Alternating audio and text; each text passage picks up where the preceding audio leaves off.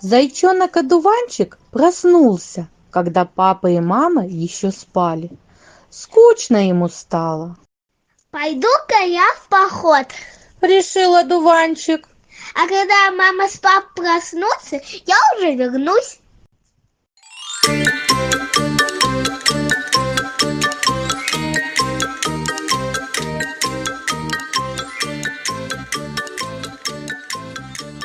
Раньше он никогда не уходил из дома один. Но зайчонок был смелый, и ему не было страшно. Добрался зайчонок до ручья. Видит, на другом берегу целый луг ромашек. Захотелось одуванчику собрать букет ромашек для мамы. Как же я перейду на другой берег? Расстроился одуванчик, сел на берег ручья, свесил ножки с обрыва.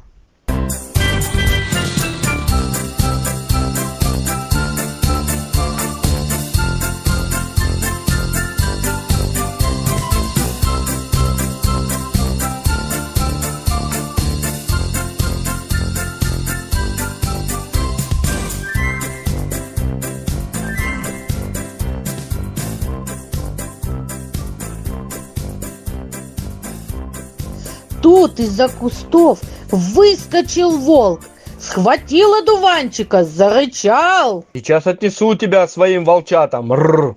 Сунул волк зайчонка в карман и побежал в свое логово.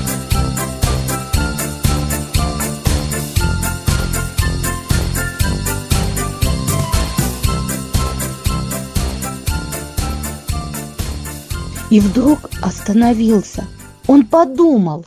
А если бы моего волчонка кто-нибудь схватил и сунул в карман? Хорошо бы было волчонку. Эй, зайчонок, где ты там?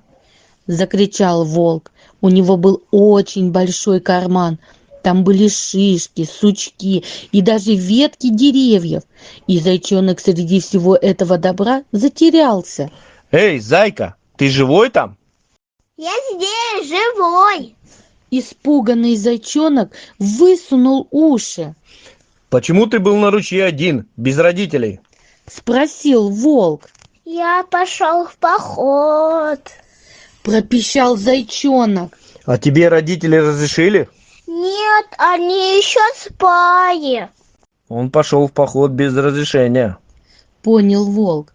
Покряхтел. Это нехорошо. Волчата ничего не делают без разрешения. А если б делали, я бы расстроился. А ну-ка марш домой за разрешением.